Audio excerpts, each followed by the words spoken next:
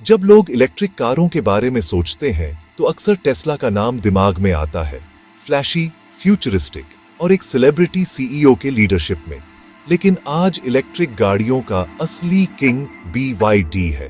BYD, जिसका मतलब build your dreams है, अब दुनिया की किसी भी कंपनी से ज्यादा इलेक्ट्रिक गाड़ियां बेचता है। टेस्ला के सिलिकॉन वैली ग्लैमर के उलट BYD की कहानी बैटरीज से शुरू होती है, हम्बल, प्रैक्टिकल और एसेंशियल। बैटरी टेक्नोलॉजी में मैडफीट हासिल करने से BYD को एक यूनिक एज मिला, जिससे वे मैसेज के लिए रिलायबल, अफोर्डेबल EVs बना पाए। उनका rise grit, long term planning और क्वाइट डिटर्मिनेशन की कहानी है। वंग चुनफू, BYD के फाउंडर, हेडलाइंस के पीछे नहीं भागे।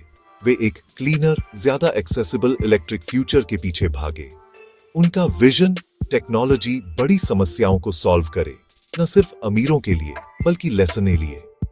बैटरी मेकर से ग्लोबल EV लीडर बनने तक BYD की जर्नी एक सबक है कि इनोवेशन अनएक्सपेक्टेड प्लेसेस से कैसे आ सकता है।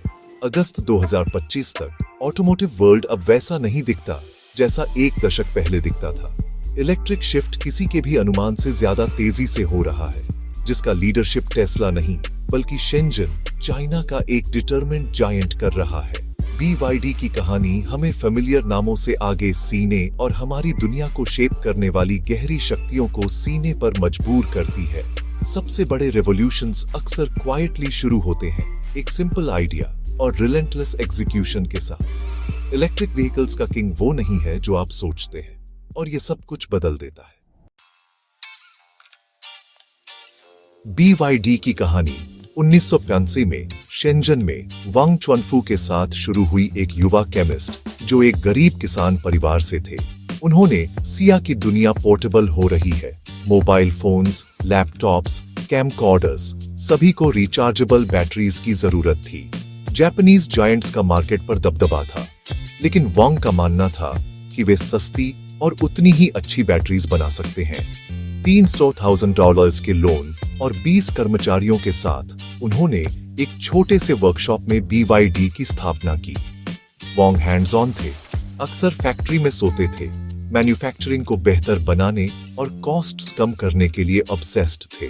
उन्होंने कॉम्प्लेक्स ऑटोमेटेड प्रोसेसेस को मैनुअल स्टेप्स में तोड़ा, चाइना के स्किल्ड, अफोर्डेबल लेबर का लाभ उठाया।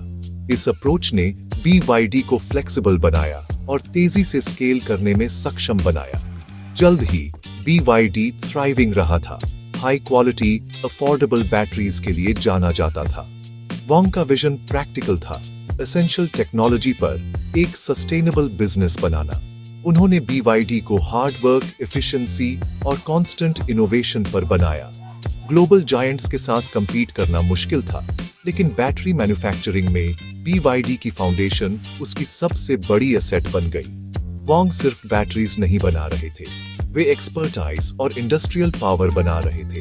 ये एक दिन उन्हें एक बहुत बड़ा सपना पूरा करने देगा। यात्रा अभी शुरू ही हुई थी, और यह सब एक सिंपल बैटरी से शुरू हुआ था। BYD की पहली बड़ी जीत तब हुई जब मोबाइल फोन्स की पॉपुलैरिटी तेजी से बढ़ी। नोकिया और मोटोरोला जैसी कंपनियों को लाखों बैटरीज की जरूरत थी, और BYD ने डिलीवर किया, रिलायबल, अफोर्डेबल और impossible to ignore. Major contracts आने लगे और BYD दुनिया के सबसे बड़े इलेक्ट्रॉनिक्स ब्रांड्स के लिए एक की सप्लायर बन गया। कंपनी तेजी से एक्सपैंडेड हुई, लैपटॉप्स, पावर टूल्स और डिजिटल कैमरास में चली गई। 2000 के दशक की शुरुआत तक BYD दुनिया के सबसे बड़े रिचार्जेबल बैटरी मेकर्स में से एक था। वांग की इंप्रूवमेंट के लिए रिलेंटलेस ड्राइव ने BYD को आगे रखा। वे हमेशा फैक्ट्री फ्लोर पर रहते थे, बेहतर एफिशिएंसी के लिए जोर देते थे। कंपनी ने मास प्रोडक्शन और सप्लाई चेन मैनेजमेंट में मार्डिफीटत हासिल की। वे सिर्फ पार्ट्स असेंबल नहीं कर रहे थे, वे स्क्रैच से कोर टेक्नोलॉजी बना रहे थे। बैटरीज में यह एक्सपर्टीज वांग की अगली एम्बिशन के लिए लॉन्च पैड बन गई। उन्होंने दुनिया की जेबों को पावर दिया था, अब वे उसकी सड़कों को पावर देना चाहते थे। BYD के ऑटोमोबाइल्स में छलांग लगाने के लिए स्टेज तैयार था। 2003 में वांग चुनफू ने एक फेल हो रही कार कंपनी को खरीदकर बिजनेस वर्ल्ड को चौंका दिया। इन्वेस्टर्स घबरा गए। एक बैटरी मेकर कारों के बारे में क्या जानता है? लेकिन वोंग ने एक अवसर सिया ऑटो इंडस्ट्री में, एक शॉर्टकट, फैक्ट्रीज और लाइसेंसेस के साथ। उनका लॉजिक सिंपल था, कारों का भविष्य इलेक्ट्रिक था और एक ईवी सिर्फ व्हील्स पर एक बैटरी है। BYD पहले से ही सबसे मुश्किल हिस्से बैटरीज में एक्सेल कर रहा था। जबकि दूसरों को संदेह था, वोंग ने BYD की एफिशिएंसी और इनोवेशन को कार मैन्युफैक्चरिंग में इंटीग्रेट करने पर ध्यान केंद्रित किया। उन्होंने अपने इंजीनियर्स को काम पर लगाया, न सिर्फ गैसोलीन कार्स पर, बल्कि अफोर्डेबल, रिलायबल EVs विकसित करने पर भी। यह कदम रिस्की था, लेकिन कैलकुलेटेड था। वोंग एक ऐसे भविष्य पर बेट लगा रहे थे जिसे सिर्फ वे ही देख रहे थे। उन्होंने एक लॉन्ग टर्म विजन के लिए क्रिटिसिज्म और शॉर्ट टर्म लॉसेस सहे। इस बोल्ड लीप ने BYD के भविष्य को परिभाषित किया। यह सिर्फ एक गैम्बल नहीं था, यह एक मास्टर स्ट्रोक था। बैटरी मेकर अब एक कार मेकर बन गया था और दुनिया जल्द ही ध्यान देगी। वोंग चुनफू का विजन अटूट था, भविष्य इलेक्ट्रिक था। उन्होंने ऑयल डिपेंडेंस और पोल्यूशन को ऐसे संकटों के रूप में सिया जिन्हें टेक्नोलॉजिकल सॉल्यूशन की जरूरत थी। जबकि दूसरे हाइब्रिड्स पर बहस कर रहे थे, वोंग ने इलेक्ट्रिक पर ऑल इन कर दिया। की वर्टिकल इंटीग्रेशन। BYD ने रॉ मटेरियल्स से लेकर फाइनल असेंबली तक सब कुछ कंट्रोल किया, जिससे कॉस्ट्स कम हुए। राइवल्स के विपरीत BYD ने अपनी बैटरीज खुद बनाई, जिससे उन्हें एक मैसिव एडवांटेज मिला। 2000 के दशक के मध्य में यह रेडिकल था। ज्यादातर लोग EVs को एक दूर का सपना मानते थे। वोंग ने R&D में अरबों का निवेश किया, हजारों इंजीनियर्स को नई बैटरी केमिस्ट्रीज और इलेक्ट्रिक मोटर्स बनाने के लिए काम पर रखा। वे सिर्फ कारें नहीं बना रहे थे, वे एक इकोसिस्टम बना रहे थे। BYD बैटरीज को घरों और सिटियों को पावर देने की कल्पना कर रहे थे। इस होलिस्टिक विजन ने उन्हें अलग कर दिया। जबकि दूसरे हिचकिचा रहे थे, BYD आगे बढ़ गया। वोंग सिर्फ एक कार मेकर नहीं थे, वे एक एनर्जी रेवोल्यूशनरी थे और उनका इलेक्ट्रिक ड्रीम अभी शुरू ही हुआ था। 2008 में BYD ने दुनिया की पहली mass produced plug in hybrid F3DM launch की, शेवरोले और निस्सन से पहले मार्केट में आकर। यह एक टेक्नोलॉजिकल माइलस्टोन था, लेकिन कार खुद ही कमजोर थी। बिल्ड क्वालिटी और डिजाइन ग्लोबल ब्रांड से पीछे थे। सेल्स धीमी थी, ज्यादातर गवर्नमेंट फ्लीट्स तक सीमित थी। हार मानने के बजाय BYD ने क्रिटिसिज्म को अपनाया, उसका इस्तेमाल अपने वाहनों के हर पहलू को बेहतर बनाने के लिए किया। उन्होंने डिजाइन, मैन्युफैक्चरिंग और कस्टमर फीडबैक में निवेश किया। सबक, वे BMW को लग्जरी में नहीं हरा सकते थे, लेकिन वे हर किसी को वैल्यू में हरा सकते थे। BYD ने एवरेज फैमिलीज के लिए प्रैक्टिकल, रिलायबल, अफोर्डेबल EVs पर ध्यान केंद्रित किया। चिन और टेंग जैसे मॉडल्स हिट हुए। अनबीटेबल प्राइसेस पर एडवांस्ड टेक की पेशकश की। BYD इलेक्ट्रिक मोबिलिटी का डेमोक्रेटाइजिंगीकरण कर रहा था। अब साइंस एक्सपेरिमेंट नहीं, उनकी कारें लाखों लोगों के लिए स्मार्ट, इकोनॉमिकल चॉइसेस बन गई। F3DM की चिंगारी एक स्थिर लॉ में बदल गई। BYD ने विक्ट्रीना सीख लिया था और चाइना की सड़कें कभी वैसी नहीं होंगी। इलेक्ट्रिक रेवोल्यूशन चल रहा था।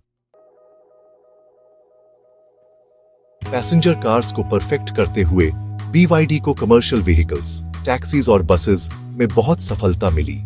ये फ्लीट्स नॉन स्टॉप चलते हैं और हेविली पोल्यूट करते हैं, जिससे वे इलेक्ट्रिफिकेशन के लिए परफेक्ट बनते हैं। मजबूत गवर्नमेंट सपोर्ट के साथ BYD ने 2011 में K9 इलेक्ट्रिक बस लॉन्च की। शेंजन हजारों BYD इलेक्ट्रिक बसेस और टैक्सीज को अपनाने वाला पहला शहर बन गया। परिणाम, क्लीनर एयर, क्वाइटर स्ट्रीट्स और लोअर कॉस्ट्स। BYD की टेक्नोलॉजी ने खुद को सबसे कठिन परिस्थितियों में साबित किया। 16 घंटे के दिन, भारी ट्रैफिक, हर मौसम। दूसरे सिटियों ने ध्यान दिया और जल्द ही BYD बसेस दुनिया भर में रोल आउट हो रही थी, लंदन से लॉस एंजलिस तक। कमर्शियल व्हीकल्स एक स्टेबल, प्रॉफिटेबल बिजनेस बन गए, जिससे आगे R&D को फंडिंग मिली। BYD ने विदेश में कारें बेचने से पहले बसेस बेची, रिलायबिलिटी के लिए एक ग्लोबल रेपुटेशन बनाई। कंपनी इलेक्ट्रिक ट्रक्स और लॉजिस्टिक्स व्हीकल्स में एक्सपैंडेड हुई। फ्लीट्स पर हावी होकर BYD ने एक इंडस्ट्रियल बेस बनाया और सिटियों को क्लीनर बनाया।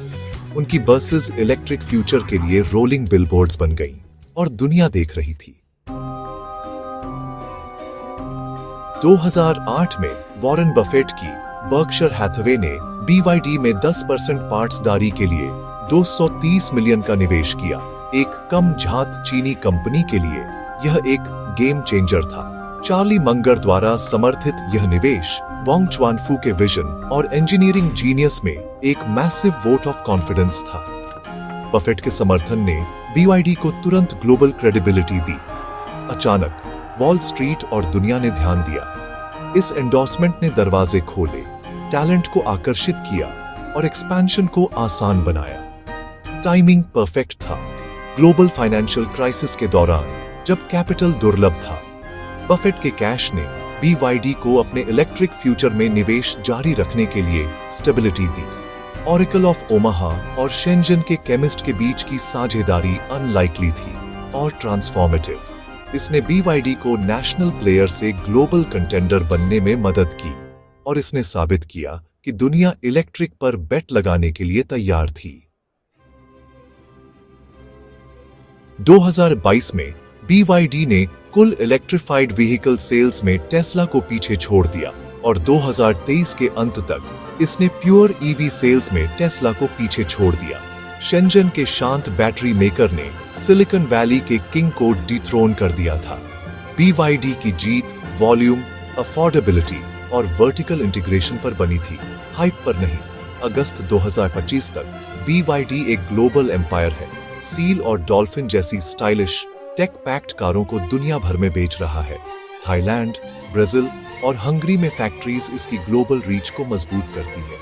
वांग चुआनफू का सपना अब एक रियलिटी है। BYD की कहानी एक सबक है। ट्रू डिसरप्शन फंडामेंटल्स में मडफीट हासिल करने से आता है। जबकि दूसरे सॉफ्टवेयर और ब्रांडिंग पर ध्यान केंद्रित कर रहे थे, BYD ने बैटरी पर कब्जा कर लिया। इनोवेशन ज्योग्राफी द्वारा सीमित नहीं है। एक डिटरमिन्ड विजनरी दुनिया को कहीं से भी बदल सकता है। BYD सीमाओं को आगे पुशना जारी रखता है। बेहतर बैटरीज, स्मार्टर व्हीकल्स और एक सस्टेनेबल एनर्जी ग्रिड। यात्रा खत्म नहीं हुई है। वांग चुआनफू की कहानी साबित करती है कि भविष्य का निर्माण होता है एक बार में एक बैटरी। BYD ने सिर्फ एक कार कंपनी नहीं बनाई, इसने दुनिया को चेंजने के लिए एक नया मॉडल बनाया।